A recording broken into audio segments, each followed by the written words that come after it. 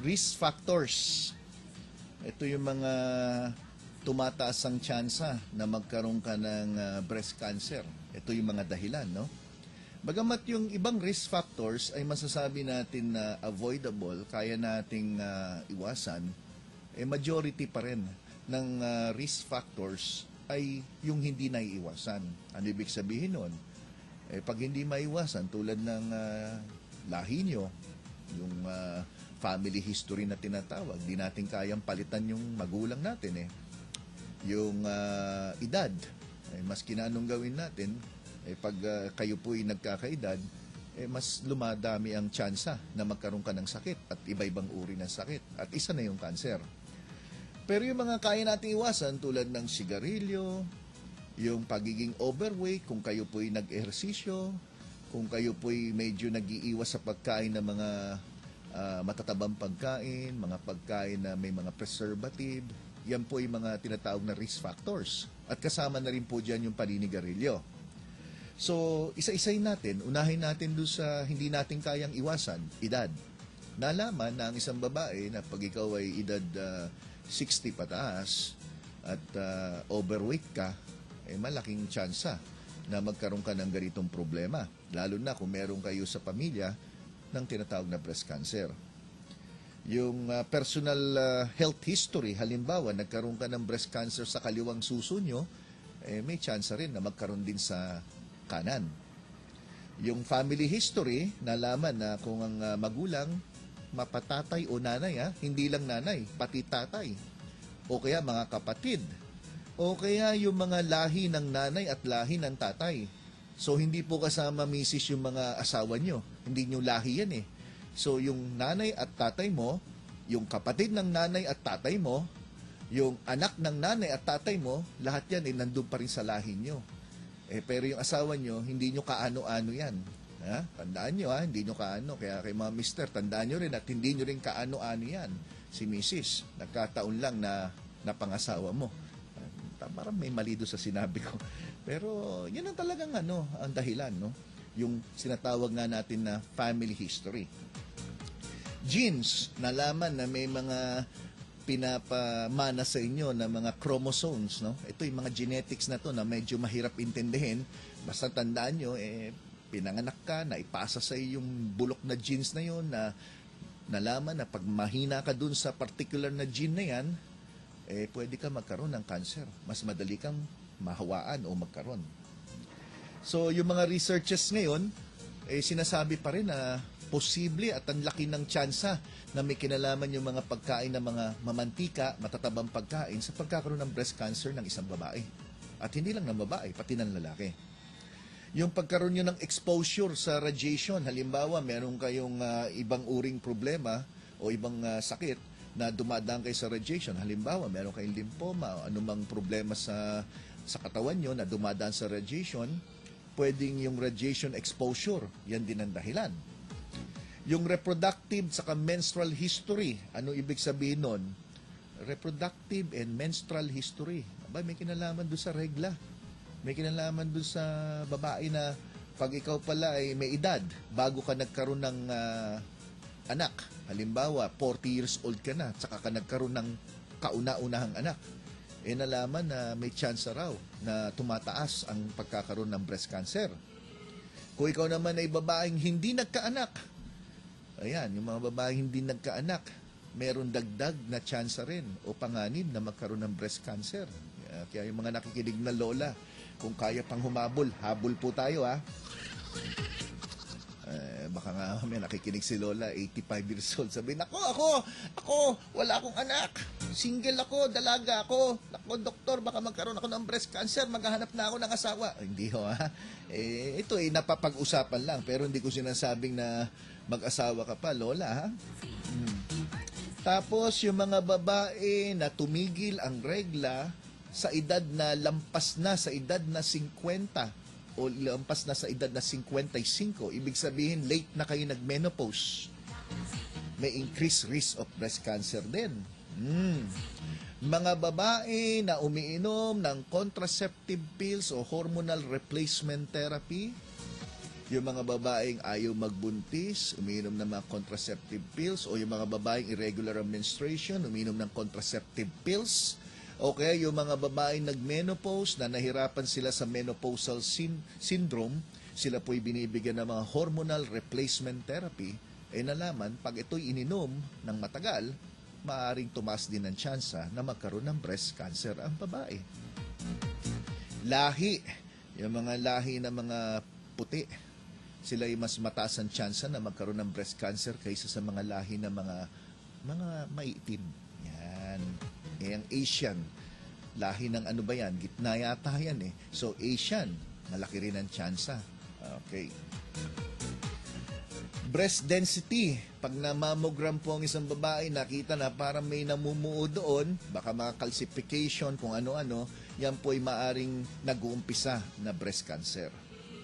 Lack of physical activity, yung mga babaeng hindi physically active at sila ay palagi na lang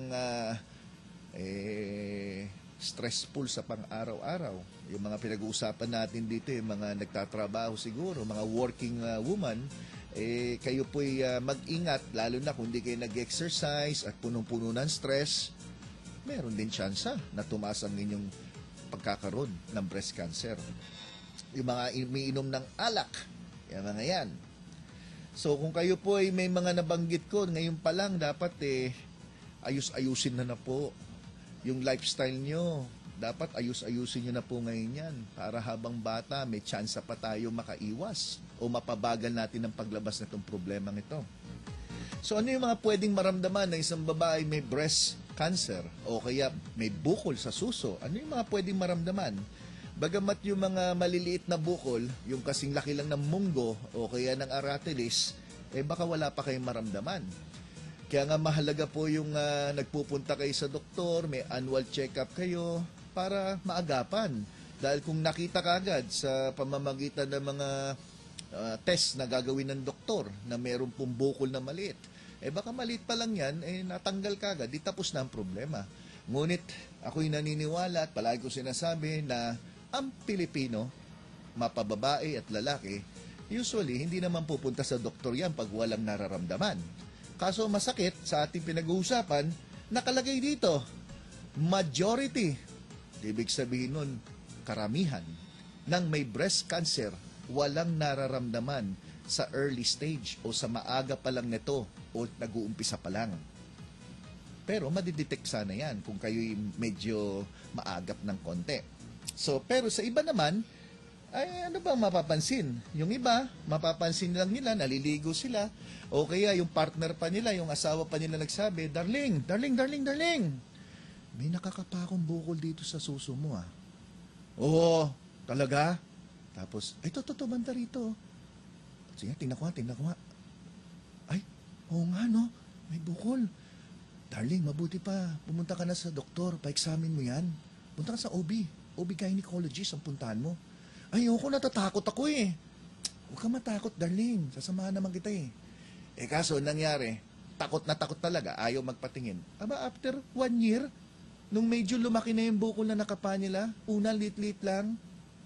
Ngayon kasi laki na ng siningwelas, saka santol, saka pupunta sa doktor. Ngayon, pagpunta sa doktor, in-examine, abay, nakita kalat na. Ala, di ba's mahirap gamutin, di ho ba? Kaya dapat huwag kayong matakot. Dapat kung meron pang nag-uumpisa, tapusin ka agad yan para punta ka agad sa doktor. Kung tinanggal, di tapos na sana. Ay, yung iba naman, walang partner. Wala silang partner, walang kumakapasa kanila. Kasi nakakaya sa babae na iba tao pa nakaalam. Dapat ikaw mismo. Kaya nga tinuturo yan, dapat pagdating ng babae na mga 40 years old, nagpapa-examine na kayo. O kaya kayo mismo mag-examine ng inyong breast. Yung iba, mapapansin nila, ba't parang iba yung balat ko dun sa may area ng breast. Parang tuyo, parang medyo lubog, parang may dimpling, parang merong balat ng suha o kaya ng orange na parang may butas-butas na maliliit. Ayan, dapat magpatingin na po kayo, huwag niyong babaliwalain yan. Tapos napansin ng iba, parang mas mabigat yung left side ng breast ko kaysa right.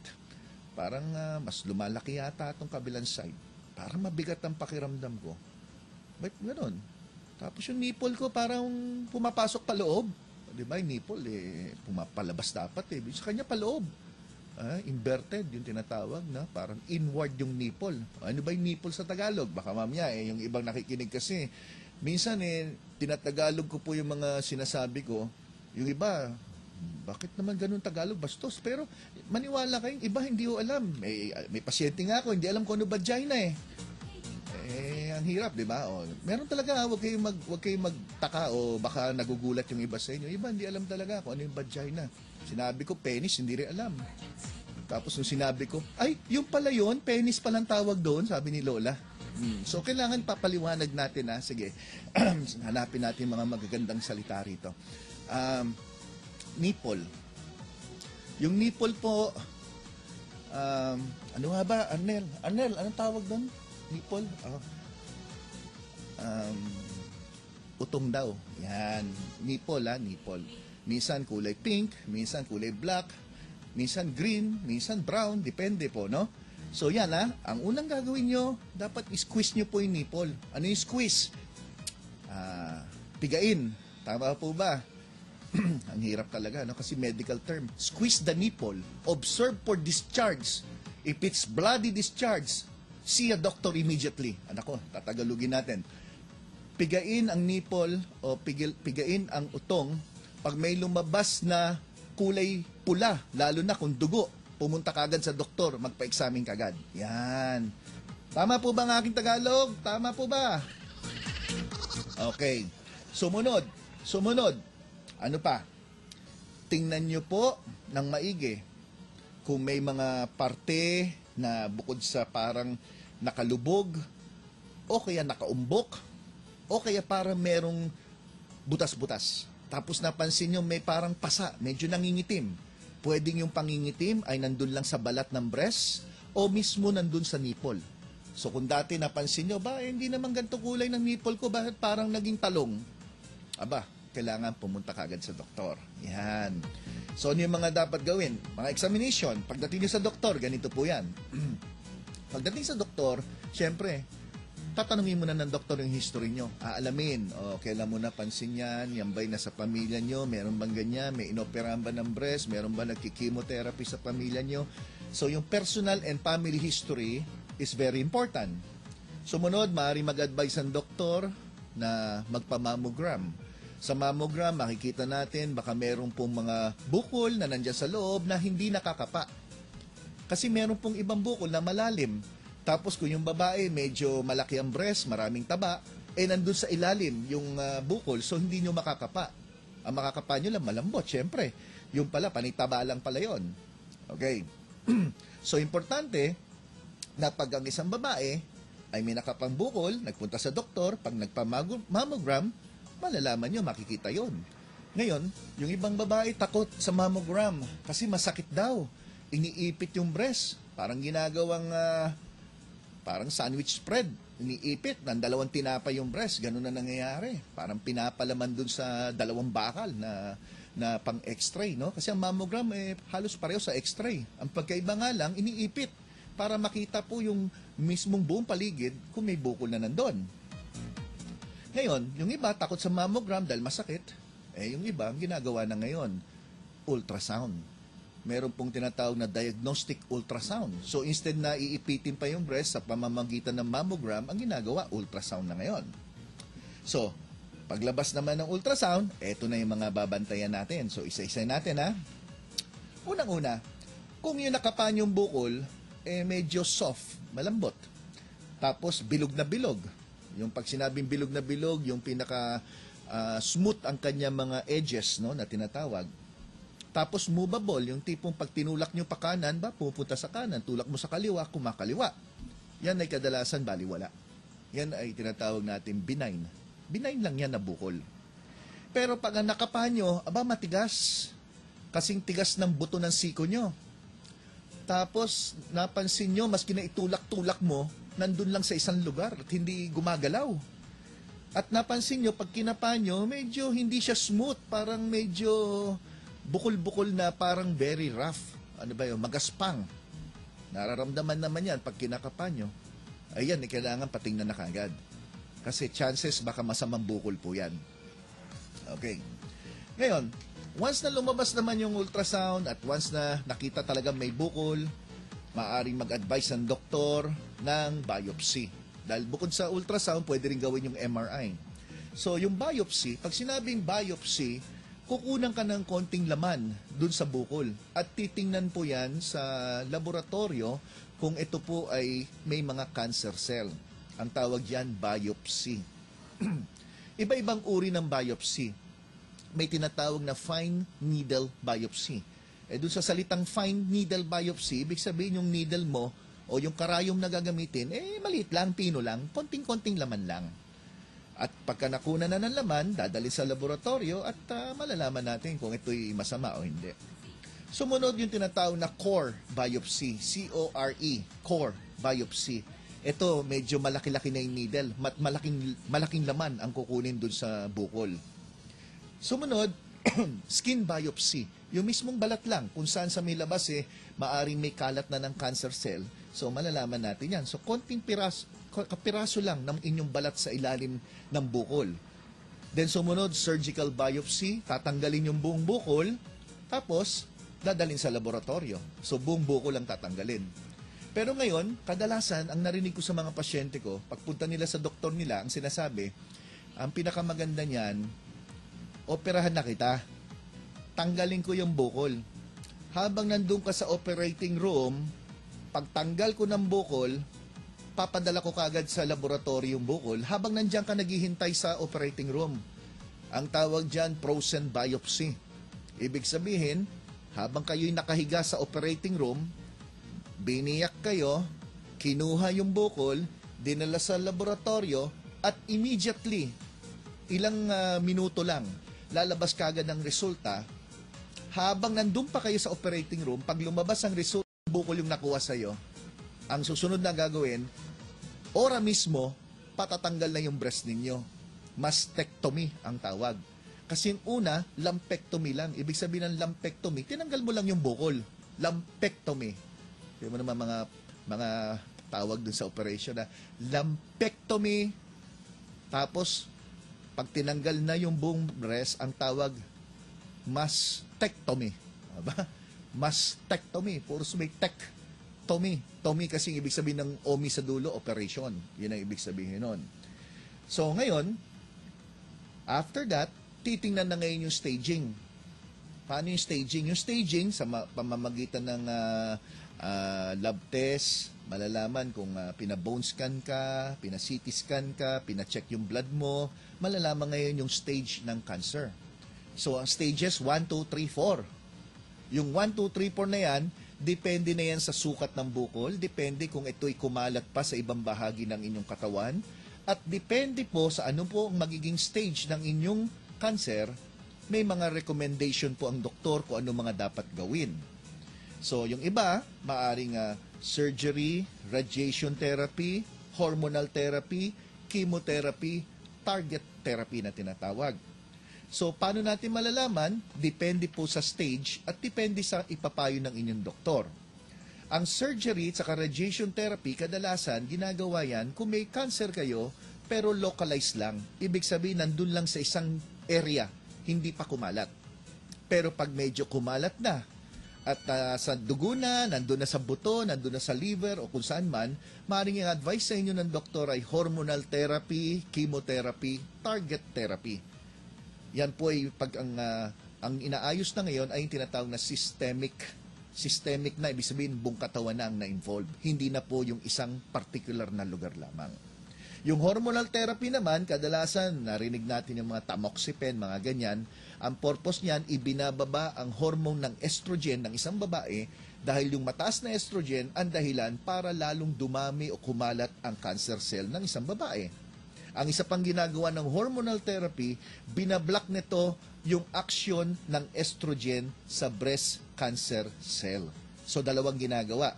Ibinababa ng mga hormonal therapy yung hormone na estrogen sa babae at binablock niya yung aksyon mismo ng estrogen sa breast cancer cell.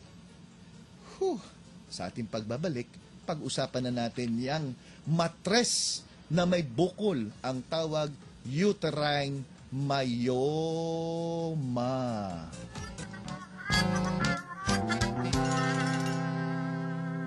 Bumisita ang isang lalaki sa ospital kung saan nakakonfine ang kanyang kaibigang Chinese. Habang nasa tabi siya ng kanyang kaibigan ay nagsalita ito ng Chinese. Sabi ng Chinese, Hong Pichik. Pagkatapos, namatay na ito. Naguluhan siya kung anong ibig sabihin ng kanyang kaibigan kaya nagtanong siya sa kakilala niyang Chinese at nagulat siya nang malaman ang ibig sabihin ng Hong Pichik. Hong Pichik, ibig sabihin, huwag mo apak oxygen. Dr. Gary C. ang ating gabay sa kalusugan.